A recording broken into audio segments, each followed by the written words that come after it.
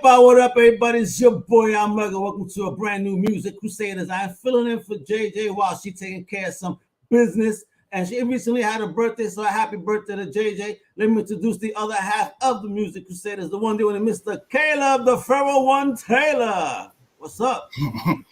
Hey, I made it.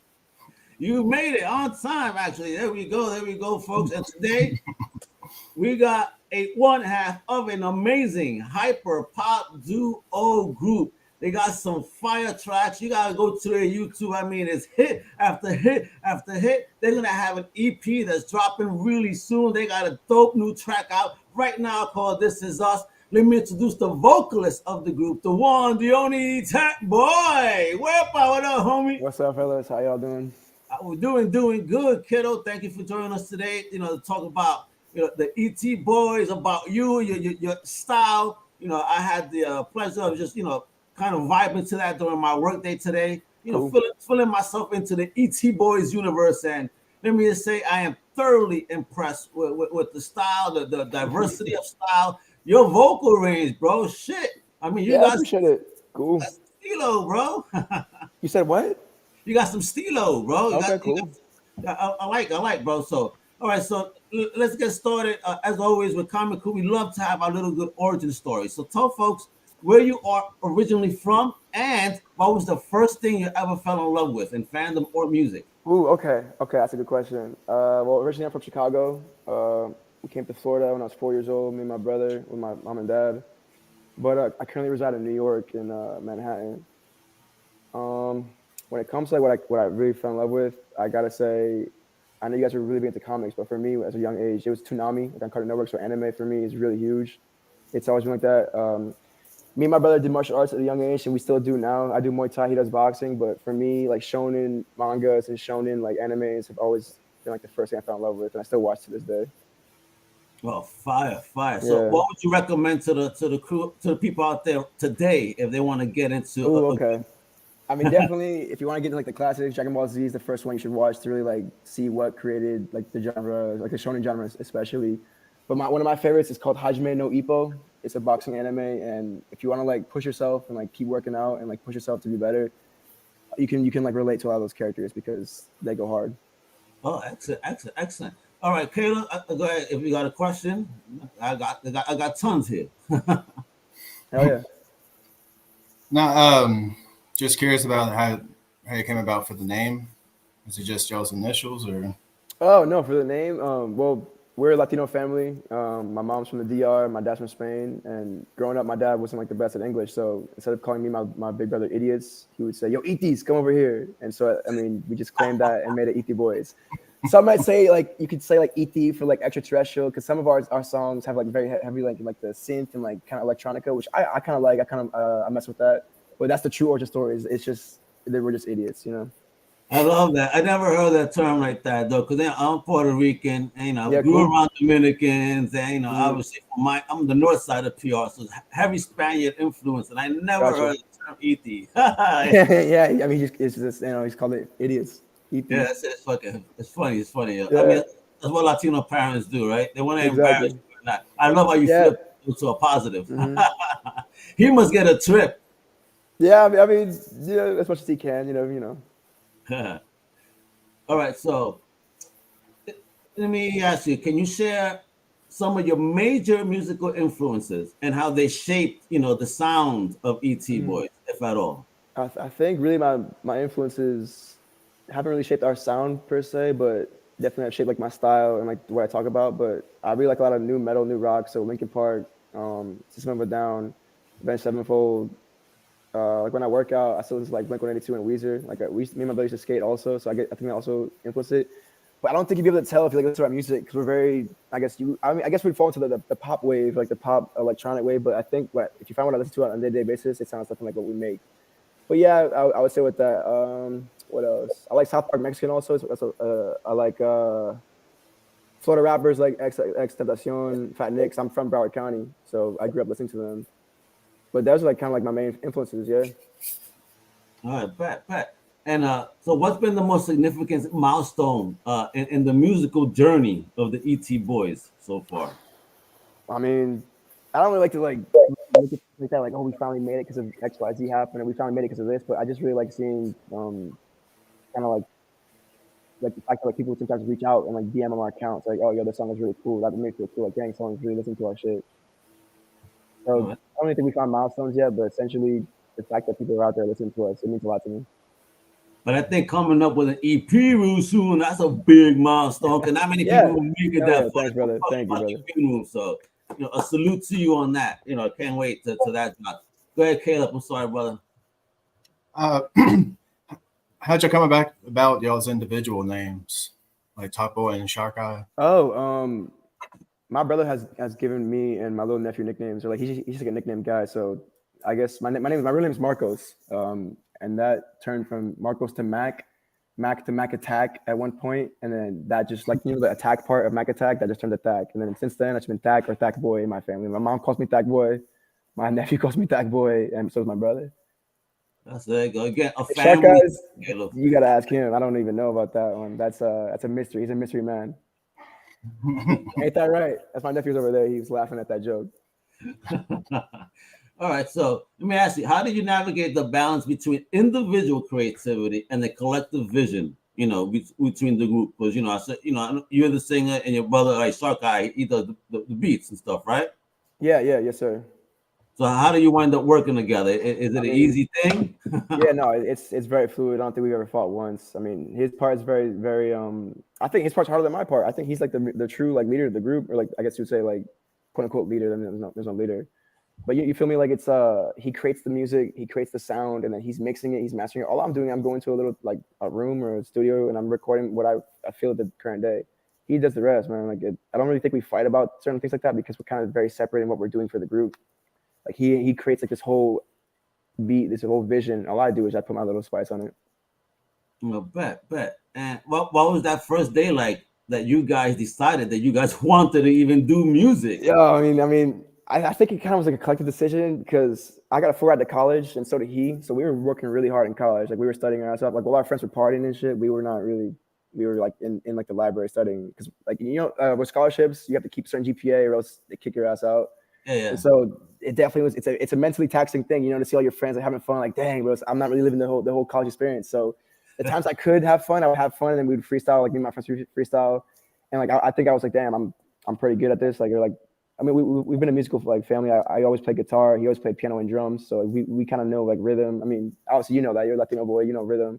But yeah, at one point we were just freestyling. I was like, oh, you know what? I could probably make like a little song. So I found some like crappy YouTube beat and made like a little YouTube song. Sent it to my brother. He's like, hey, we got potential. But then he put his spin on it. Sent like a really cool synth beat, and I gave him vocals back. I think I'm like a microphone like this, and then we made like our first little tune. Yeah, you gotta use whatever works, right? Exactly. Caleb? Yeah, when you're starting out, nothing really matters. Just make it, Absolutely. Go ahead, Caleb. Sorry, bro. I was hoping for one of those classic moments where like you were just singing in the kitchen doing something, and he comes up and he's like, "Oh yeah," and he starts like, we should make a band. I mean, yeah, it was kind of like that, but I guess virtually. We were in different places at the same time, or different places at the time. Yeah. All right, so. As the lead singer of the group, then, how do you contribute to the overall creative process then within the group? I definitely don't dictate what happens, but I definitely want it to sound a certain way. So if something's not like sound like, oh, maybe add a part right here to like let like some vocals build up, like he'll like, oh yeah, that's a great idea. But I don't really think I contribute more than him. I honestly think it's a very equal split, and we're actually a good team. Caleb? No, it's just when you're on like y'all doing any live like concerts or anything? Not yet. Yeah, we honestly, I think we put our first thing out on Spotify like 2 years ago, and I think that might have been still when COVID was going on. But we had SoundCloud before that, and we pretty much like we're starting to make music during the COVID time. So we have yet to make our first live little appearance, but one day we will. It's coming, man. Are you ready for it when it happens? Yeah, I'm a signed model, so like I'm not really scared of the limelight. I had my first I had my first runway. So you're gonna run the catwalk. I can do that. I'm a shy person, but when push comes to shove, I know how to perform. You know what I mean? You and me both, brother. Cameron Exactly. a different mother effort. You feel me? Yeah, I bet. You know, so all right. So, what challenges have you faced thus far? Then, you know, in this, you know, new come up. Challenges. I mean, I guess the challenge would be just getting the music out. There's a lot of hurdles to do sometimes to like get the music out, and sometimes you got to change certain things. But when it comes to creating the music, that's the fun part. I don't think there's challenges in regards to that. I think it's like the hurdles you got to jump over in order to get it out there.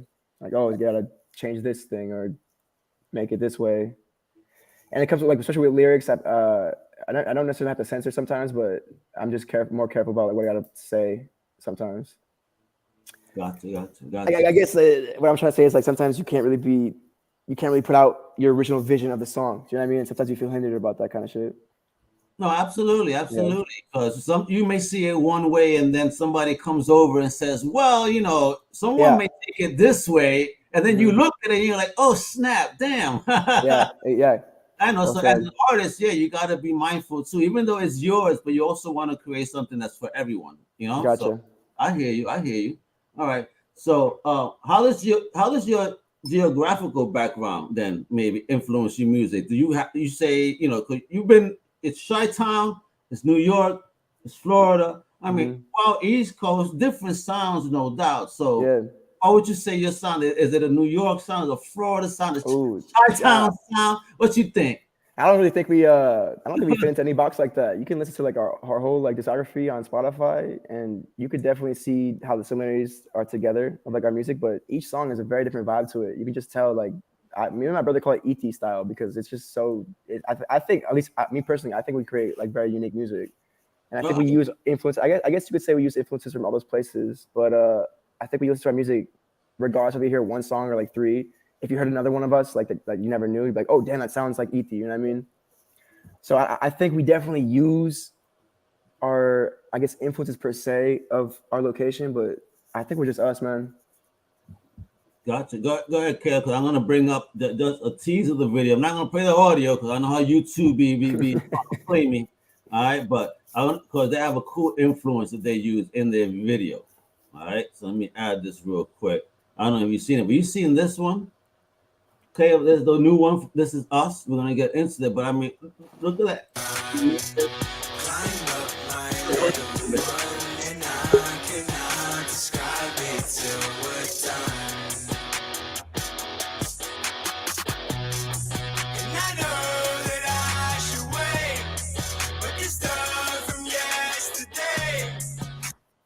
I like, man. I mean, and that's the craziness that this is one sound. Then you can go to another track and it'll sound completely different. Yeah, exactly. You know, and what's up with the animation and who did this too? That's all this animation is done by my girlfriend. I'm glad you mentioned that because all of our songs, like all of our cover art and all of our like tracks, we don't really use our pictures or our faces. We like drawings and like things that like from our past. Like my brother put me onto anime when I was like a young kid because we were both doing Taekwondo at the time. Like I was like 6, you know, like you're like a little kid and you do that kind of things like that. And like Dragon Ball Z was a big part of me growing up. So when we make music, we kind of like look at manga panels or like anime clips we like, and we kind of use that as an inspiration for the song. I think it's very important in our music, and I think especially when you look at the pictures that we have put as a thumbnails for our music, it makes more sense. It's like it like almost enhances the song a bit. And that actually does look like you. Shout out to your lady. And Exactly. Yeah, I was noticing a lot of like neon and like 80s. Yeah. But just like that little clip, and like if you go to like our videos or like our thumbnails, you can see like that Coca voice is based on Final Fantasy 7. If you guys ever played that, that's like Nia's Cloud, and then Sharkeyes is Barret. Crazy? That's very toolish for me how it looks. But yeah, you can see how it's like a fight scene with like the HP bars. Like if you guys played that.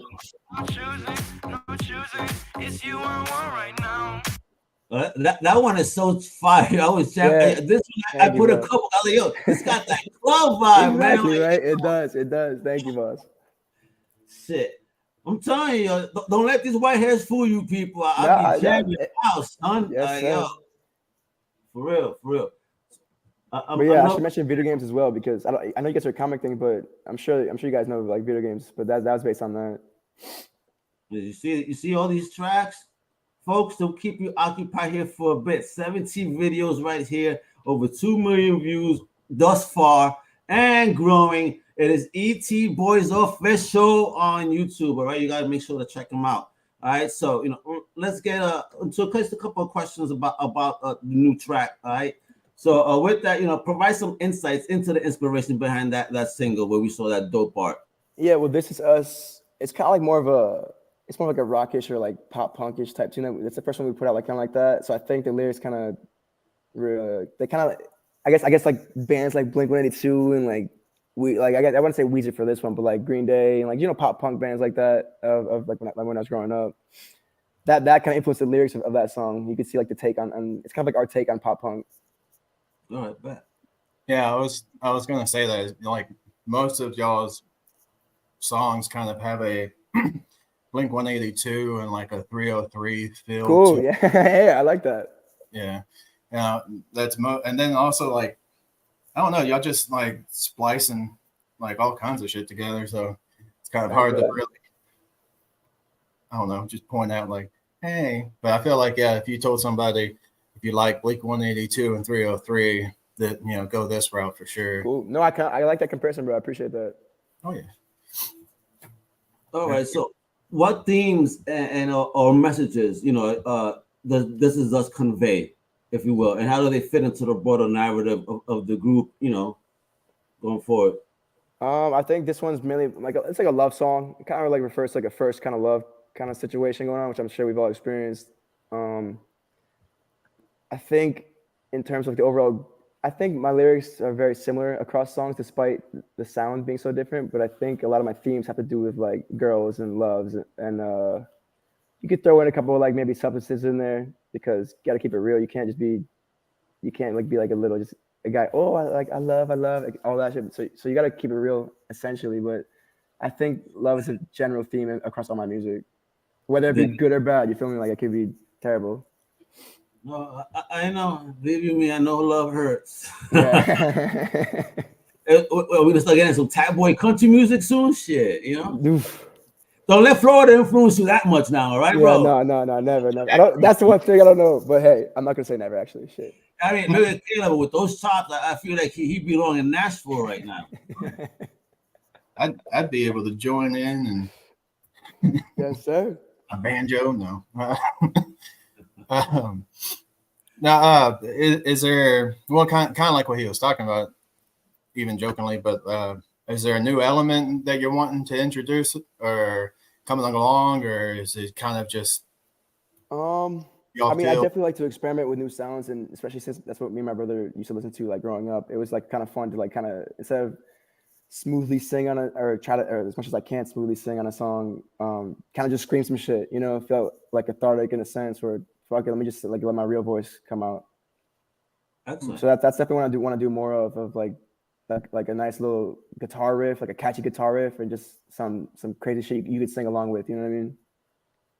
Dope. All right, so offer us a glimpse and then into the creative process with this song, for example. I mean, behind the making of This Is Us. What was the process like between your bro? I mean, being this, it's more lovey-dovey. You're talking about that's your jam. Did you take more creative control, lead? I mean, what was going on? Nah, I think as usual, we both had our right mindset going into it. But he sent me a beat through email. I heard it. And I was like, oh damn, this one has like huge potential. We call it like he names each track potentious, like not even full potential. He calls it potential, and I think it's like potential number 76 or some shit. I told him, this one has huge potential. He sent me back another one like 2 days, like the full beat. And then I got drunk as hell, wrote some lyrics to it, and sang it like I think the next weekend. Did you remember what you wrote? Yo, sometimes you don't, but the thing is, you write drunk and then you look at the next day, you're like, oh, this is good. Or if it's not good, you edit it until it sounds fucking amazing. So you were a legible writer when you drunk? Because it reminds me of the old Jerry Seinfeld. Remember, he said he would get up in the middle of the night, write a joke, and it's just gibberish. And he goes, it was so good, but I can't read it. No, because I'm writing on my phone, like the notes, so thank goodness. Oh, damn, yeah, bro. Thank goodness, yeah. That's what I was going to say. It's like, I'm a good texter when I'm drunk. You won't really tell it, but my handwriting is illegible even when I'm sober. So thank goodness. He smudges all over it. And they call my handwriting chicken scratch. Forget about it. Yeah, exactly. Yeah, me too. I was a doctor once. Yeah, me too. I'm like, goddamn, you write sloppy. You a doctor? I got to prescribe something. All right, so what can fans expect then? We were talking about, and I briefly mentioned it, an upcoming EP. We saw you got 17 videos. You probably got like 100 songs in the box right now that we didn't even know about. Yeah, exactly. What can fans expect from the EP that's coming up?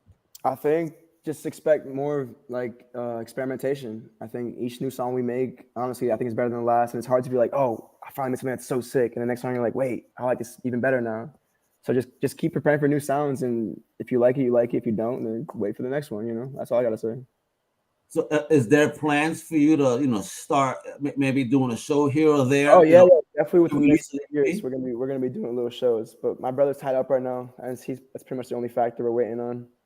Oh, okay, gotcha. He's holding up the future. Yeah, a bit. Because right now I'm in a good spot to start doing that. I'm in, but he isn't. So. That's all right. No, so you take advantage right now. You start getting out there. Exactly, and it's fine. We're building our fan base, So no rush. No need to rush anything ever. Awesome. That's gonna be great, bro. All right, Caleb, you got any other questions, brother? Yeah, just like with the selection process, kind of like what you were talking about with the themes and stuff. Was there?